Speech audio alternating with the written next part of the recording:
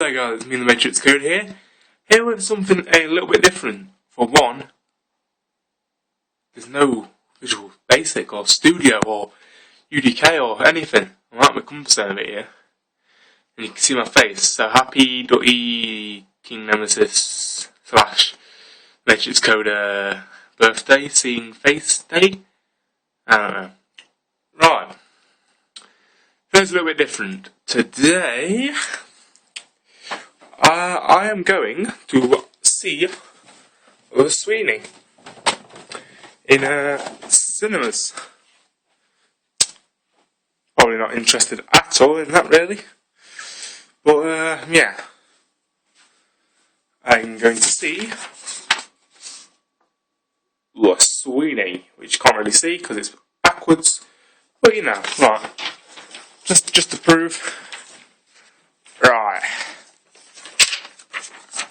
See if this works. Come on. Yeah, it's close enough. Right, yeah. Me and my mate are going to see the Sweeney premiere. Well, not premiere. Preview. That's the one. I really need a shave. Yeah, so we're going to see the Sweeney preview at the Cineworld Cinema, and hopefully it should be good. It's had a few mixed reviews, but hopefully it's good.